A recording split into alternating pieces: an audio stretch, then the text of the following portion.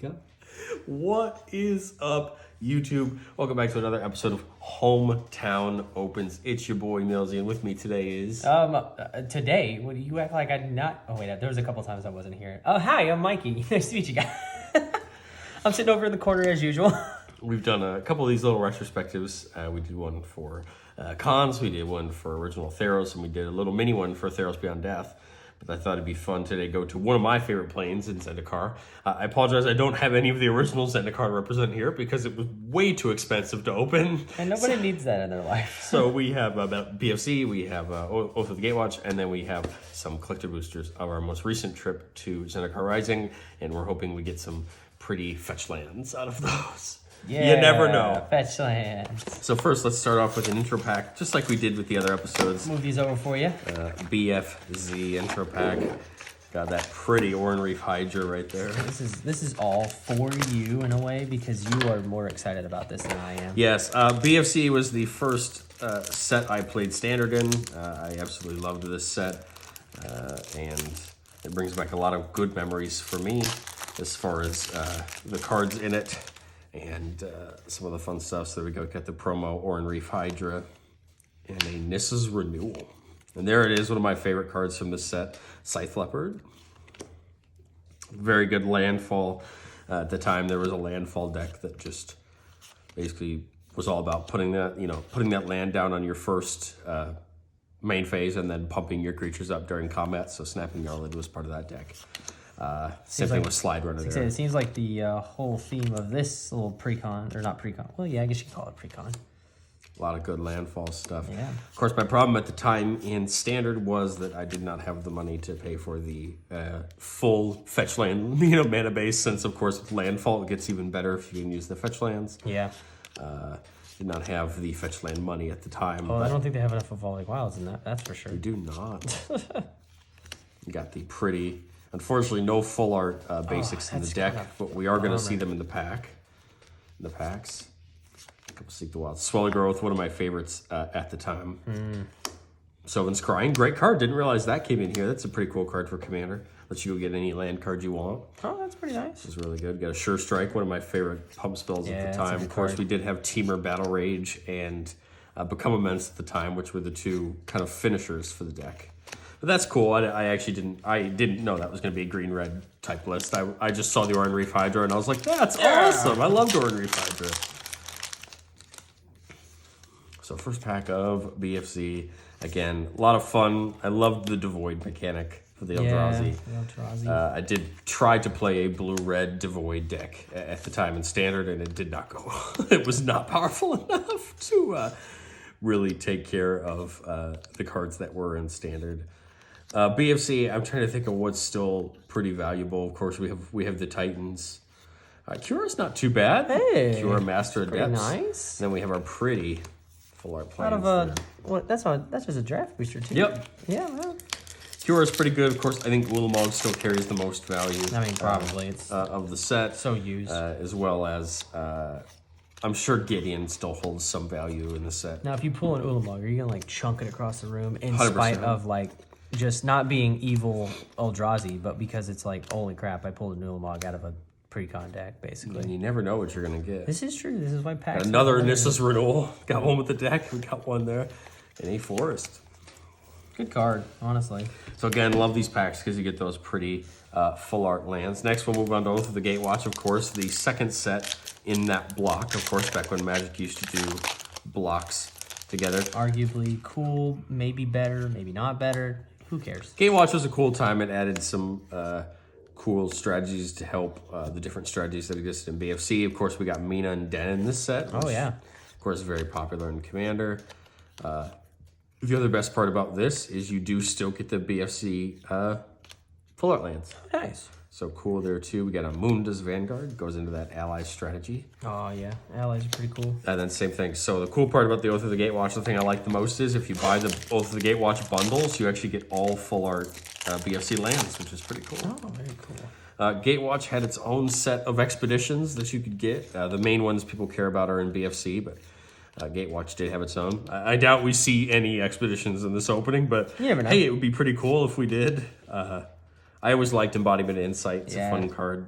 I've won a game with that actually. Blue. Gatewatch has a couple interesting rares, especially in the Eldrazi's. A couple of, like the Reality Thief, a couple of the we got a colorless foil. ones. We got a foil island, and then the Cup Island right there. Oh my gosh. I only play Cup Island. Yeah, Cup Island Tribal. There we go. Got some pretty basic lands. So, I don't know. I mean, BFC and Gatewatch are just fun for me to open. Probably one of my favorite times to play. I would love to see like Standard was less simple back then, but I don't know. I feel like every version of Standard's just a nightmare. Oh yeah, 100%. So here we go, BFC. We got a couple commons and uncommons here up front. Not as many pretty frames. There are dedicated slots for the pretty frames, You gotta flip one. but not as many as in Coming Out, of course, which just opened. I really like a lot of these double face cards that have the lands on the back. They're all pretty helpful. That one had a line going through it. Oh no, I didn't. It's just the art. Oh, okay. We got a pretty Mountaineer. First rare is Zarth-San, the Trickster. A lot of people like that card. It's a Got a foil Skyclave Relic. very It's a nice. pretty fun mana rock for Commander, especially if you can kick it. Got Skyclave Squid. A Canopy Baloth. Valakut Exploration. This card looks kind of fun. I've mainly just used it in the like Prosper type builds so that you can do that. It's before I let dock. We got a Thieving Skydiver. There's a lot of cards in here. And that was our last card. That was where we could have potentially seen a Expedition land. Now, there's supposed to be one in every 3 or 4 boosters, so maybe, just maybe. Heyo, you got 3 here, so we can hope for the best, right?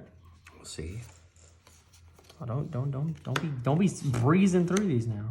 But the Bug Catcher got Feed the Swarm. Pretty good Yeah, that's piece of removal there for black, especially in Commander. Should put intro. There we go. Palaka Predation. Speaking of Murphle, no, he wasn't in this set, was he? Hullbreacher, he was in Commander Legends. He was in Commander Legends. He's got Palaka Predation there, which is kind of like a little bit of a mini duress, but with land on the backside. I know that still sees some love. We got a pretty swamp there. Ooh, Icon of Emeria. Yes. I like the Archons. They're pretty sweet. Gotta love the Archons. They all do some good at locking down your opponents. We got a foil Cragplate Baloth. Go on. Saw a little bit of its time in Goreclaw, but ended up just being a little too expensive. And there we go. We got a full art pathway. Heyo. Bright Climb pathway. That is the Orzhov pathway. Nope. Yes. So the back is black. And let's see. We got an Expedition. What is it?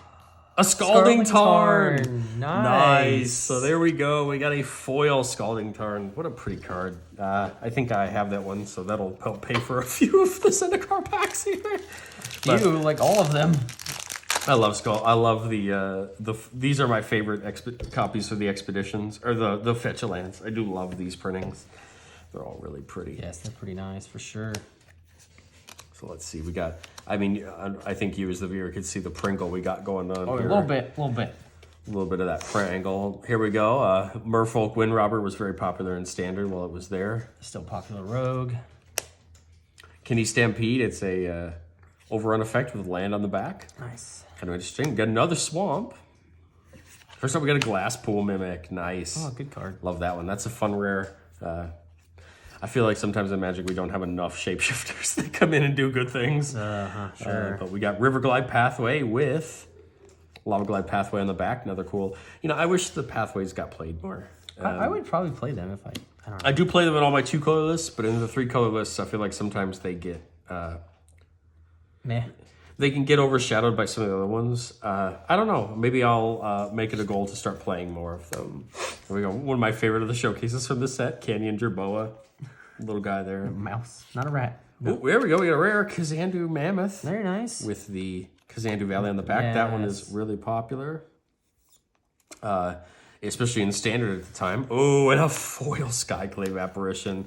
Not too bad as far as extendeds can go. That card is very popular. It's a good threat in Standard to take out a permanent. Man, what a little opening. I think we lucked out there. The Scalding Tarn really helped us out with the value for this opening. I love seeing the pathways. I wish I used them more. I think they're all really fun. You get to pick what side they come down on, which I like the art on that pathway right there. really love. I think the full art ones and then the secret lair they did for them. All of the art's just beautiful. Yeah. Not bad. What's your favorite moment from like Zendikar? Playing it wise. Obviously, the story has its own thing. So it was probably playing Landfall back in the day. Red green just aggro. You play with the Scythe Leopard. You play with these little drops and you pump them up. As far as new Zendikar goes, I am a huge mono green player when it comes to standard because there's always something good. And this set gave us Kazandu Mammoth. This set gave us Ashaya, who isn't bad as far as creatures go. But I think these landfall effects are just kind of interesting. And I do love the new DFCs that you can play a land on the backside, which is really helpful in standard and stuff like that because it's a creature, but it's also a land, right? Right. Same thing with the spells. We got Valakut Awakening and Zendikar Rising, which is a cool draw spell in red that's also a land on the back. And I think that's really good. I love the support that the rogues got this time around. As much as they were kind of a cancer in standard, they were still cool to see get support. We both tried our hand at Anawan for a little bit. You might be coming back. This, I have to say, was still my favorite part of Zendikar Rising. Them reprinting the original fetches, all 10 fetches, and giving us a way to get them. I did not get a collector box, of course, but if you got a collector box, you got 2 of them. You got 2 box toppers, as well as you got these in so many packs. But if you bought a draft booster box or set booster box, you got 1 box topper, which had a chance to be the fetches. Pretty sure they reprinted like Cavern of Souls as well. So there's a bunch of really expensive land cards that you could get. But to me, I think Zendikar Rising just went back and gave everything I love about Zendikar even more. Nice. Such cool things. We got to see Nissa for the first time in another color. So we, of course, normally only see her in green. In Amonkhet, she had a green-blue printing. And then this time we got her in green-black, which is really interesting. I have that in my Iraq list because it's a pretty interesting planeswalker. Maybe she'll be the next one to be completed. Maybe. I mean, who knows, I don't see us going back to Zendikar anytime soon, as much as I love the plane. I just love stuff like this. The lands on Zendikar are just so pretty with the way that they're made and like all floaty and everything, yeah. And I think it's so cool to have that kind of art. One of our friends had asked us, some of what our favorite art in Magic was, and my answer was the originals expedition printings for Wooded Foothills and for Misty Rainforest, because both of those 2 arts are just so pretty. The way that the original expeditions were done and just the way that they brought artists in to do those printings, and I think even the new expeditions look really cool as well. Just have those guys come in and make new arts for these cards. But man, I think we did pretty well. I mean, mainly in the collector boosters. Sure. Old packs like Gatewatch and Born Battle for Zendikar can be really hit and miss because unfortunately a lot of the good stuff is really in the mythics. Kira's not too bad, but especially for original BFC and for Gatewatch, it's all the Eldrazi, right? Those big Eldrazi's are the cards that still carry a lot of value. I was hoping maybe we'd pull an expedition, but they're pretty rare. Right. Not, of course, in the collector boosters, but in the original boosters, they're pretty rare. I've actually never seen one opened in either a BFC or a Gatewatch pack myself. I've seen them online, of course. I've watched videos of people opening them, but again, just like we did with Theros, the main reason to open up the packs here was just to maybe get some commons and uncommons I didn't have already for my binders. And I probably have the whole the new Zendikar set because I did open a ton of it. But it's still fun to go back and see these cards. It makes me want to use the pathways more because I think some of the art's just so pretty. Yeah, they're great. I was gonna say the artwork kind of reminds me of I was just looking up like Pandora from like Avatar and whatnot. I just think that's such a cool art style and whatnot, like just floaty rocks and just random pieces of earth kind of just in random spots you wouldn't expect it to be in. I'm sad we didn't see it, Michael. Original Battle for Zendikar did have a Ugin land because, of course, Ugin did spend some time on Zendikar locking away the Eldrazi. I thought as far as the story goes for our most recent time of Zendikar, I didn't love it as much as the past times we had been there. Yeah. But it's just cool. I really love the new extended art treatment. Like, I do really enjoy it, and I wish we'd get more cards in it because I think it just makes the art a little cooler. It does. It really does. I also liked the like little alternate art looking stuff as well. I think every showcase they've done so far in the time that they've done showcase cards, they're just really cool. Yeah. I just wish that they would do more cards in the showcase, because a lot of times the cards that get showcase arts unfortunately just aren't very playable. I think the only set that maybe produced more of them was Ikoria, of course, with the mutate cards all getting the showcase frame, and some of those mutate cards are usable in other in other formats. I'm also thinking of like AFR having those showcase cards. And those were just pretty. Yeah, and I mean you can use like a lot of those too. Like you can use of course all the most of the legendary creatures from the set have those storybook frames, and then your big iconic cards like Owlbear and the Beholder, and those have them. I love the Trask has one. It has no business. It has no business having one, but I love it. But Mikey, thanks for coming on this little journey with me. Yeah, man. This was the last of what I wanted to do with our little retrospective series, and I bought a couple of these collector boosters from Canada. They took forever to get here. Hey, but they got here, baby. They got here, and aside from being a little pringly, man, I think we did pretty good. Yeah, they're not too bad. I think they came out pretty well. Yeah, thanks for having me on. I really enjoy just looking at the art. Zendikar is not one of my favorite planes, but it's just an interesting one. I think it has a lot of big story, a lot of big lore. If Netflix ever picks up this story and does their own little adaptation of it, hopefully it actually looks a lot better than what the memes make it to be. I hope so. I think Zendikar is just one of those planes that is so much fantasy compared to other planes. You know what I mean? We have our most popular planes in Magic Existence. Innistrad being gothic horror, Ravnica being a cityscape, type place. I just love Zendikar because it's a perfect mix of the dragon type fantasy novels we read as a kid with just beautiful art. Yeah. And it's tough for me not to love Zendikar. And I'm glad I got into the game when I did, because I think Zendikar really made me love the game. Yeah, I think Zendikar really screams Magic. Not like Magic the Gathering, just like Magic in general. And I think that's just really cool. They do a really good job of it.